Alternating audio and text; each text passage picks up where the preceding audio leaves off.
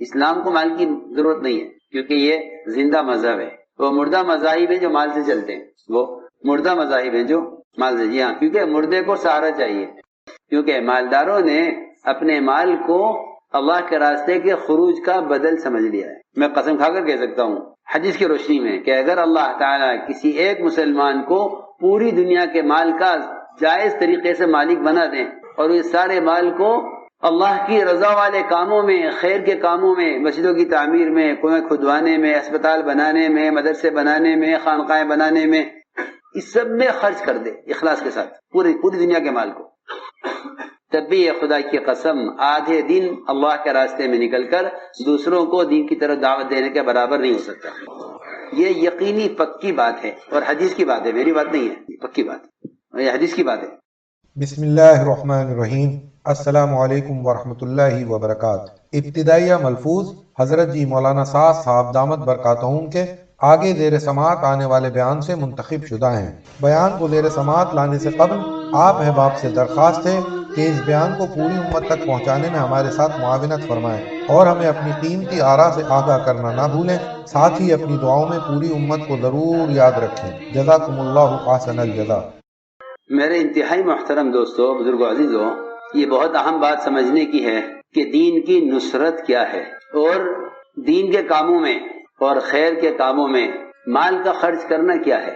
اس لیے کہ اس زمانے میں ایک غلط فہمی یہ پیدا ہوئی کہ سبیل اللہ کا مطلب صرف اللہ کے راستے کے خروج پر خرچ کرنا نہیں ہے، بلکہ آدمی کسی بھی خیر کے کام میں مال خرچ کر دے وہ اس کا اللہ کے راستے میں پھرنے کا بدل ہو جائے گا۔ ہماری بات بہت توجہ چاہتی ہے۔ حالانکہ قرآن نے دو لفظ استعمال کیے ہیں انصار کے بارے میں، والذین آووا ونصروا، کہ وہ لوگ جنہوں نے مہاجرین کو ٹھکانہ دیا۔ اس ٹھکانہ دینے میں تمام ضروریات شامل ہیں، کھلانے کی، پلانے کی، کاروبار میں شریک کرنے کی، یہاں تک بھی انصار نے کیا کہ میرے پاس 2 بیویاں ہیں، ایک تم لے لو، جو تم پسند کر لو، جو تمہیں پسند ہے وہ تم لے لو، میں اس کو طلاق دے دیتا ہوں، تم سے شادی کر۔ آوو ایک لفظ استعمال کیا، نصرو، کہ آنے والوں کو ٹھکانہ دیا اور دین کی نصرت کی۔ اس نے انصار کی اس آیت نے 2 صفت الگ الگ بیان کی ہیں، الگ الگ 2 صفت بیان کی ہیں کہ آنے والوں کو ٹھکانہ دیا اور آنے والوں کی نصرت کی۔ معلوم ہوتا ہے نصرت الگ چیز ہے، سنو غور سے، کہ معلوم ہوتا ہے کہ دین کی نصرت الگ چیز ہے اور مسلمان کی نصرت الگ چیز ہے۔ اسلام کی نصرت الگ ہے اور مسلمان کی نصرت الگ ہے۔ اگر مال کے خرچ کرنے کو اسلام کی نصرت سمجھا گیا، میری بات توجہ چاہتی ہے بہت، اگر مال خرچ کرنے کو اسلام کی نصرت سمجھا گیا تو اسلام کا نقصان ہوگا۔ میری بات بہت توجہ چاہتی ہے۔ ہمیں یہ بات اس لیے کہنی پڑی ہے کہ لوگ اللہ کے راستے میں پھرنے کا بدل مال خرچ کر دینے کو سمجھ لیتے ہیں، حالانکہ مال خرچ کرنا مسلمان کی مدد ہے اور دعوت دینا یہ اسلام کی مدد ہے۔ یہ اسلام کو مال کی ضرورت نہیں ہے، کیونکہ یہ زندہ مذہب ہے۔ وہ مردہ مذاہب ہیں جو مال سے چلتے ہیں، وہ مردہ مذاہب ہیں جو مال سے، جی ہاں، کیونکہ مردے کو سہارا چاہیے۔ انبیاء علیہ السلام کو نبوت کے وقت مال سے خالی کیا جاتا تھا۔ آپ دیکھیں گے متعدد انبیاء ہیں جو نبوت سے پہلے مالدار اور نبوت کے بعد نادار، بے شمار صحابہ ہیں جو اسلام سے پہلے مالدار، اسلام میں داخل ہو کر اسی دن فقیر ہو گئے۔ جی ہاں، اسے ابن عمیر کے کپڑے تک اتار لیے تھے گھر والوں نے، کہ اس میں کچھ نہیں دیں گے، نکل جاؤ، حالانکہ سب سے زیادہ مالدار تھے۔ مجھے کچھ کہنا ہے، کیونکہ مالداروں نے اپنے مال کو اللہ کے راستے کے خروج کا بدل سمجھ لیا ہے۔ میں قسم کھا کر کہہ سکتا ہوں حدیث کی روشنی میں کہ اگر اللہ تعالیٰ کسی ایک مسلمان کو پوری دنیا کے مال کا جائز طریقے سے مالک بنا دیں اور اس سارے مال کو اللہ کی رضا والے کاموں میں، خیر کے کاموں میں، مسجدوں کی تعمیر میں، کنویں کھدوانے میں، اسپتال بنانے میں، مدرسے بنانے میں، خانقاہیں بنانے میں، اس سب میں خرچ کر دے اخلاص کے ساتھ پوری دنیا کے مال کو، تب بھی یہ خدا کی قسم آدھے دن اللہ کے راستے میں نکل کر دوسروں کو دین کی طرف دعوت دینے کے برابر نہیں ہو سکتا۔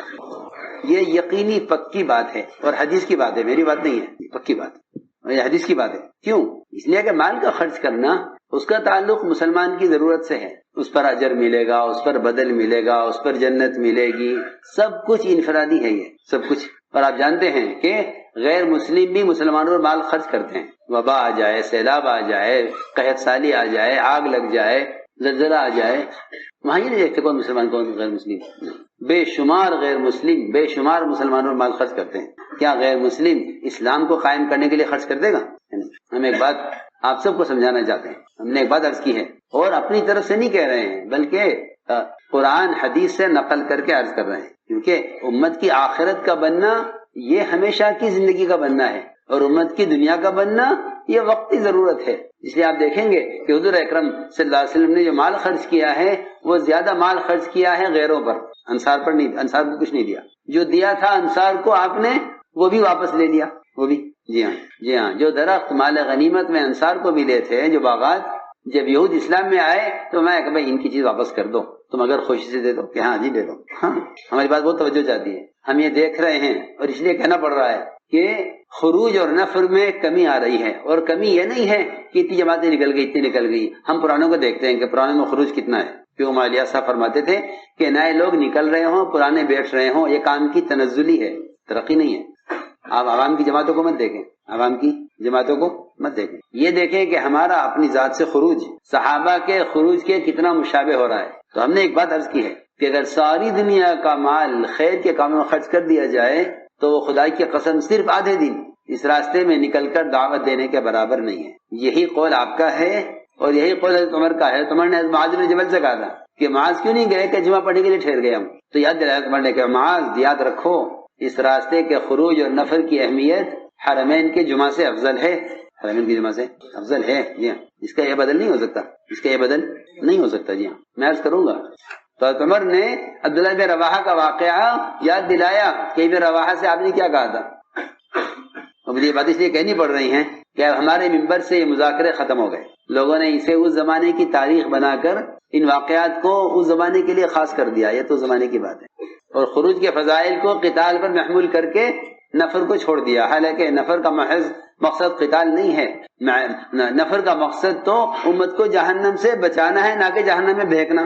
جی ہاں سوچو، نہ یہ نبی کی بعثت کا مقصد ہے، نہ یہ صحابہ کے نقل و حرکت کا مقصد تھا۔ جی ہاں، ایک بچے کے بارے میں آپ کہیں اللہ کا شکر ہے کہ اللہ نے میرے ذریعے اس کو جہنم سے بچا لیا، ایک بچہ، ایک یہودی بچہ، جی ہاں آیت کے لیے گئے، اس کو دعوت دی، اور لوگ نفر کو اہمیت نہیں دیتے کہ خروج کی کیا ضرورت ہے، کوئی اس کو مستحب کا درجہ دے، کوئی اس کو مباح کا درجہ دے، کوئی اس کو جائز کا درجہ دے، کوئی اس کو ثواب کا درجہ دے۔ جی سنو توجہ سے بات، مشکات شریف کی شرح پڑھ رہا تھا، مظاہر حق، مظاہر حق اسے پڑھ رہا، اس میں لکھا کہ سنت اور بدعت کے درمیان کا فرق، اس میں لکھا ہے کہ حضور اکرم صلی اللہ علیہ وسلم کی وفات کے بعد سے لے کر قیامت تک جتنے مخلصین ایمان والے یہ مسجدیں بنائیں، یہ دین کے شعبے قائم کریں، یہ کنویں کھدوائیں، یتیم خانے تعمیر کرائیں، ان کی اخلاص کی اس ساری کوشش میں وہ نور نہیں ہے جو صرف حضور اکرم صلی اللہ علیہ وسلم کی استنجے کی لائن کی سنت میں ہے۔ کس میں؟ جی ہاں میری بات توجہ چاہتی ہے، تو صرف کس میں ہے؟ استنجے کی لائن کی سنت، یہ لکھا ہے کہ وہ نور کسی عمل میں نہیں ہے۔ کیوں کہ یہ سارے وہ کام ہیں جو بعد کی ضروریات، جن کی بعد میں ضرورت پیش آئی ہے، کہ یتیم خانہ بنواؤ، کنواں کھدوا دو، یتیم خانہ بنوا دو، اسپتال بنوا دو۔ جی ہاں لوگ اسپتال خرچ کرتے ہیں، میں نہیں کہتا غلط ہے، بالکل نہیں، اس پر اجر ہے، اس کے فضائل ہیں، اس کا حکم ہے، سب کچھ اپنی جگہ ہے، اس سے انکار نہیں ہے، لیکن اس کو خروج اور نفر کا بدل سمجھنا اس کی گنجائش نہیں ہے۔ کیوں؟ اس لیے کہ یہ مسلمان کی ضرورت ہے، مال مسلمان کی ضرورت ہے، اور دعوت اسلام کی ضرورت ہے، اور مسلمان کی آخرت کا مسئلہ ہے۔ ایک صحابی نے آ کر سوال کیا، بہت غور سے سننا، حدیث ہے، روایت کرتے ہیں یہ روایت، کہ ایک آدمی آیا اور اس نے آ کر حضور اکرم صلی اللہ علیہ وسلم سے عرض کیا کہ یا رسول اللہ 6,000 دینار اگر میں کسی کار خیر میں خرچ کر دوں، کسی اچھے کام میں خرچ کر دوں، تو کیا یہ میرے اللہ کے راستے میں نکلنے کا بدل ہو جائیں گے؟ یہ سوال کیا، اور یہ صحابہ کے سوالات ان کے لیے نہیں تھے اور ان کے زمانے کے لیے نہیں تھے، یہ قیامت تک آنے والی امت کے لیے تھے۔ لہذا میرے صحابہ قیامت تک کے لیے وہ ہدایت کے چراغ ہیں۔ جی ہاں اصل بات یہ تھی کہ ان کے سوالات ایسے تھے جن سے قیامت تک آنے والوں کو جواب ملتا رہے گا۔ یہ سوال کیا کہ اگر میں 6,000 دینار سونے کی اشرفیاں کسی کار خیر میں خرچ کر دوں تو کیا یہ میرے اللہ کے راستے میں نکلنے کا بدل ہو جائے گا؟ اب یہ نہیں فرمایا کہ ہاں بھائی یہ بھی خیر کا کام ہے، یہ بھی خیر کا کام ہے، یہاں کر لو، نہیں، جیسے آج کل لوگ کہتے ہیں، سب بات ہے، آج کل لوگ کہتے ہیں کہ کوئی نکلنا کوئی کام تھوڑی ہے، ضرور اور بھی کام ہے، اور بھی کام ہے، چاہے یہ کر لو چاہے یہ کر لو، یہ نہیں فرمایا۔ آپ نے کیا جواب دیا؟ آپ نے فرمایا کہ جو آدمی اللہ کے راستے میں نکل کر صرف سو رہا ہے جو آدمی نکل کر سو رہا ہے کہ وہ بھی اس 6000 دینار خرچ کرنے والے سے افضل ہے. یہ کیا کر رہا ہے؟ سو رہا ہے، کچھ نہیں کر رہا، سو رہا. جی ہاں، کہ اللہ کے راستے میں نکل کر سونے والا 6000 دینار کسی کار خیر میں خرچ کرنے والے سے افضل ہے. پہلی بات یہ ہے کہ ہم خروج اور نفر کی بنیاد تو سمجھے کیا ہے.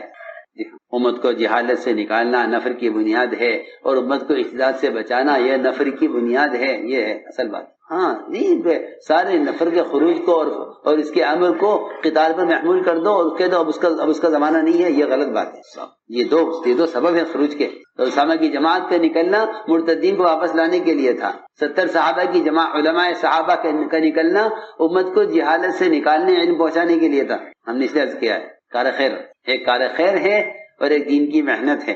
اللہ نے فرمایا قرآن میں اجعلتم سقایۃ الحاج وعمارۃ المسجد الحرام کمن آمن باللہ والیوم الآخر وجاہد فی سبیل اللہ لا یستوون عند اللہ. کہ اللہ کے اندر برابر نہیں ہو سکتے. آنے والے حاجیوں کو پانی پلانا، ٹھہرانا، قیام کرانا، نئے کپڑے دینا ان کو طواف کرنے کے لیے. یہ کہتے تھے کفار کہ تم انہی کپڑے میں گناہ کر کے آتے انہی میں طواف کرتے ہو، لو نئے کپڑے ہم دیں گے تمہیں. ایک مشرک تنہا عاص بن وائل، اس کا اعلان ہوتا تھا کہ کوئی حاجی حج میں چولہا نہیں جلائے گا. یہ تو زمانے کا حج ہے کہ مسلمان سے لوٹ رہا حج میں. وہ زمانے کا حج تھا، جاہلی زمانے کا حج، کہ حاجی سے کھانے کے پیسے لینا عیب، اور حاجی کا کھانا پکانا بھی عیب. کہ ہم مشرکین کیا منہ دکھاویں گے اللہ کو کہ لوگ اس کے گھر کی نسبت پر آویں اور ہم ان کے اکرام نہ کریں. سنو، یہ تھی بنیاد. آنے والے حاجیوں کا قیام، طعام، سب. ایک تنہا مشرک پورے سال کماتا تھا حج پر خرچ کرنے کے لیے، اور مینا میں اعلان ہوتا تھا کہ کوئی حاجی کھانا چولہا نہیں جلائے گا. بالکل سب کا کھانا ایک مشرک کی طرف. جی ہاں. اور پورے سال بیت اللہ کی آباد کاری، اس کی مرمت، اس کی صفائی، اس کی دیکھ بھال سب اس کے ذمہ. اللہ نے کیا فرمایا کہ تم نے آنے والے حاجیوں کو لسی پلانے، انہیں کھانے کھلانے اور بیت اللہ کی آباد کاری کو اس شخص کے برابر کیسے سمجھ لیا جو ایمان لائے اور آخرت پر ایمان لائے، اللہ پر ایمان لائے اور دین کی محنت کرے. وجاہد فی سبیل اللہ. الگ الگ کیا دونوں کو. لا یستوون عند اللہ. پکی یہ اللہ کے برابر نہیں ہو سکتے. میں نے ایک یہ تمہیدی بات ہے، یہ جس کے ایک بنیاد بنائی ہے کہ پرانوں کا مزاج یہ بنے کہ ان کی اللہ کے راستے میں نکلنے میں اگر تاخیر ہو تو یہ کام والے جب مانے جائیں گے اللہ کے ہاں جب ان کی کیفیت نکلنے میں تاخیر ہونے پر صحابہ کی سی کیفیت ہو. یہ بات اگر وہ کیفیت نہیں ہے تو کام کرنے والے نہیں ہیں. پکی بات ہے. لوگ سمجھتے ہیں تو کلمہ نماز سیکھنے کی تحریک ہے، مدرسہ ہے، چلتا پھرتا تو نکل کے سیکھ لو، کئی کتاب لے کے سیکھ لو، کسی عالم کے بعد لے کے سیکھ لو. کیا ضروری نکل کر سیکھنا. اس کام کو نہ سمجھنے کی بات ہے. تو اگر سال کا خروج چھوٹ جاتا ہے تو کوئی بات نہیں، کوئی فرض نہیں، کوئی واجب نہیں. جی ہاں. مولانا ایسا فرماتے تھے اللہ کے راستے میں نکلنے میں تاخیر موجب عذاب ہے. بڑی بات ہے. اللہ کے راستے میں نکلنے میں تاخیر موجب عذاب ہے. جی ہاں. اور یہ اللہ کے رسول کی ناراضگی کا سبب ہے اس میں تاخیر کرنا. اس سے ہمارا عملہ اور ہمارا مجمع اس سے بالکل بے خبر ہے. اس لیے میں نے قرآن کی آیت پڑھی تھی، شروع میں قرآن کی آیت پڑھی. اس قرآن کی آیت میں نصرت کو نفر کے ساتھ جوڑا ہے، مال کے ساتھ نہیں جوڑا ہے. میری بات بہت توجہ چاہتی ہے، مجھے کہنا نہیں آتا. نصرت کو مال کے ساتھ نہیں جوڑا. آپ دیکھیے، غور کیجیے قرآن کی آیت پر. بلکہ نصرت کو جوڑا ہے نفر کے ساتھ. الا تنفروا الا تنصروه. جی ہاں، سیدھی بات ہے، بالکل سمجھنے کی بات ہے اور آسان بات ہے. اگر تم نہیں نکلو گے اور تم نکل کر نبی کے کام پر نبی کی مدد نہیں کرو گے تو اللہ تعالیٰ تمہیں ہٹا کر دوسروں کو لائیں گے. جی ہاں، یہ استبدال یعنی بدلنے کی، دوسروں کو تمہیں ہٹا کر دوسروں کو لانے کی جو بات ہے نا، یہ نماز چھوڑنے، زکوٰۃ چھوڑنے، روزہ چھوڑنے پر نہیں ہے کہ اگر تم نماز نہیں پڑھو گے تو ہم دوسروں کو لائیں گے، تم زکوٰۃ نہیں دو گے تو ہم دوسروں کو لائیں گے. نہیں، آپ دونوں جگہ دیکھ لیجیے قرآن میں کہ اگر تم نبی کی نصرت نہیں کرو گے، اگر تم نبی کی مدد نہیں کرو گے، یہ نہیں کہ تم نبی کو مال نہیں دو گے. نہیں. جی الا تنفقوا نہیں کہا، الا تنفروا کہا ہے. جی ہاں، میں کچھ کہنا چاہتا ہوں. الا تنفروا، نفر، خروج. اگر نہیں نکلو گے يعذبكم عذابا الیما. جی ہاں، سیدھی بات ہے، پکی بات. میں آپ سے یقین طور پہ کہہ سکتا ہوں کہ اس وقت امت پر جتنے عذاب کی شکلیں ہیں، حکام کی شکل میں ہوں، بیماری کی شکل میں ہوں، قرضوں کی شکل میں ہوں، اور ٹیکس اور مختلف قسم کے مقدمات کی شکل میں ہوں، اس سب کی بنیادی وجہ یہ ہے کہ مسلمان نے خروج کو چھوڑا ہے. پکی بات. اس طرف سب کے توجہ دینے کی ضرورت، سب متوجہ ہیں اس طرف جو میں عرض کر رہا ہوں. وَيَسَدِّلْ قَوْمًا غَيْرَكُمْ. جی ہاں، اور ہم دوسروں کو لائیں گے اور تمہارا نہ نکلنا اور تمہارا کام چھوڑ دینا، اس سے تمہارے اس عمل سے نبی کا کوئی نقصان نہیں ہوگا، اس لیے کہ ہم ان کو عملہ دوسرا دے دیں گے. جی ہاں، وَعَلَىٰ كُلِّ شَيْءٍ قَدِيرٌ اس پر آیت ختم ہوتی ہے کہ اللہ کو قدرت ہے کہ اس کا کام تمہاری ذات پر موقوف نہیں ہے. اگر تم نہیں نکلو گے اور نکل کر نبی کی مدد نہیں کرو گے تو ہم تمہیں ہٹا کر دوسروں کو لائیں گے، اور تمہارے ہٹنے سے نبی کے کام کا کوئی نقصان نہیں ہوگا. نبی کے کام کوئی نقصان نہیں، کیونکہ وہ تو جب دو تھے جب بھی ہم نے مدد کی. آگے قرآن کی آیت میں اذ فی الغار، ایک نے کہا دوسرے نے کہ یہ تو یہاں تک پہنچ گئے ہیں. آپ نے فرمایا کہ نہیں، لا تحزن، غم نہ کرو، لا تحزن، غم نہ کرو کہ اللہ ہمارے ساتھ ہے. کہ ہمارے ساتھ کا مطلب یہ ہے کہ جو ہماری نصرت میں ہے اس کے ساتھ اللہ کی معیت ہے. یہ ہے اصل بات. موسیٰ علیہ السلام نے کہا تھا ان معی ربی سیہدی، میرے ساتھ میرا رب ہے. آپ نے یہ نہیں کہا کہ وقت گھبراؤ مت، میرے ساتھ میرا رب ہے، نہیں، بلکہ یہاں لفظ استعمال کیا معنا، کہ اللہ کی معیت کا جو وعدہ نبی کے ساتھ ہے وہ وعدہ معیت کا امتی کے ساتھ ہے. جی ہاں، تو یہ ایک بہت اہم چیز ہے، یہ جس کو ہم یہ چاہتے ہیں کہ ہمارے مراکز اور دعوت کے ممبر اور دعوت کے اجتماعات ہمارے ساتھی اس چیز کی طرف امت کو متوجہ کریں. ورنہ لوگ مال خرچ کر سمجھتے ہیں کہ جان پر آ رہی تھی مال پر ٹل گئی. سمجھے ہماری بات؟ یہ مزاج ہے لوگوں کا. کہاں آ رہی تھی؟ جی ہاں، جان پر آ رہی تھی مال پر ٹل گئی. نہیں، میں آپ کو یقین طور پر عرض کر سکتا ہوں کہ جو آدمی اس کام میں جان نہیں لگائے گا اس کا مال کام کے لیے مضر ہوگا. اور لوگ یہ کہہ کر مال قبول کر لیں گے کہ چلو ان کی رعایت کرو کیونکہ انہوں نے ہمارا یہ کام کر دیا. اور میں آپ کو شروع میں حدیث بیان کر چکا ہوں، ابو ہریرہ کی روایت. نہیں، اس راستے میں نکل کر سو رہا ہے وہ 6000 دینار اللہ کے راہ میں خرچ کرنے والے سے یقین افضل ہے. سو رہا ہے، کچھ نہیں کر رہا. اس سے معلوم ہوتا ہے کہ اس روایت سے معلوم ہوتا ہے کہ نفر اور خروج بذات خود مقصود ہے. یہاں یہ کہنا بھائی تو دین کے لیے مقصود ہے، تو اگر یہ بات ہے تو پھر اگر کسی کو دین تبلیغ کا خروج کے علاوہ دین ملتا ہے تو اسے نفر کی کیا ضرورت ہے؟ میں آپ سے صاف طور پر عرض کرتا ہوں، ہم نفر کو اللہ کا امر سمجھتے ہیں. ہم نفر کو اللہ کا امر سمجھتے ہیں. کیوں؟ کیا وجہ ہے؟ اب سنو آگے. ہم اس لیے اس کو نفر کو اللہ کا امر سمجھتے ہیں کہ دعوت کے امت تک پہنچانے کا انسان خود ذریعہ ہے. باقی جو خارجی ذرائع ہیں یہ اصل دعوت کے پہنچانے کا ذریعہ نہیں ہے. سمجھے ہماری بات بہت توجہ چاہتی ہے. خارجی ذرائع، اخبار، رسائل، کتابیں، مختلف قسم کے آلات اور نشر و اشاعت کے ذرائع، مشینیں، نہیں، بالکل نہیں. اور میں قسم کھا کر کہہ سکتا ہوں کہ اگر تحریک کے بغیر تحریر ہے تو بے اثر ہے، اور اگر تحریک کے ساتھ تحریر ہے تو پھر آپ کا خط پھٹا اور ادھر کسرا کا ملک پھٹا. تحریک کے ساتھ حرکت کے ساتھ پکی بات ہے، کیونکہ اس کے بغیر ذمہ داری ادا ہوتی نہیں، اور ذمہ داری ادا ہوئے بغیر اللہ کی مدد آئے گی نہیں. یہ پکی بات. کیونکہ میں دیکھ رہا ہوں کہ یہ چیز کام کرنے والے میں آ گئی ہے کہ بھئی پھرنے سے کیا ہوتا ہے. ہاں، پھرنے سے کیا ہوتا ہے. اور بعض کہیں گے پھرنا اصل نہیں ہے، اصل تو دین ہے. یہ کہنا جیسا کہ بھئی وضو اصل نہیں، اصل تو نماز ہے. بولو جی ہاں، آدمی وضو کر رہا ہے، وہ ایسا ہو سکتا ہے کہ وضو کرے نماز نہ پڑھے، اذان دے نماز نہ پڑھے؟ ہو سکتا ہے؟ ہو ہی نہیں سکتا، کیونکہ اس کا اذان دینا بھی نماز کے لیے ہے، وضو کرنا بھی نماز کے لیے. جی ہاں، یہ بات پیدا ہو گئی ہے.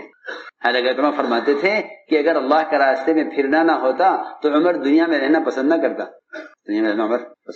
یہ ایک بنیادی چیز ہے جو اس میں بہت زیادہ کمزوری ہے. کمزوری کی وجہ یہ ہے کہ ہمارے ساتھیوں نے خروج کے اعتبار سے صحابہ کو بولنا چھوڑ دیا. صاف شکایت ہے مجھے سب سے، یہ شکایت ہے کہ ساتھیوں نے خروج کے اعتبار سے صحابہ کو بولنا چھوڑ دیا، یہ سوچ کر وہ تو زمانے کی بات ہے، وہ تو قتال کے لیے ہے. یہ سب غلط خیال ہے. ہمارے لحاظ صاحب کے ملفوظات اہتمام سے پڑھا کرو، اور پڑھتے نہیں ساتھی، نہ پڑھتے ہیں نہ ان کا ذکر کرتے ہیں آپس میں.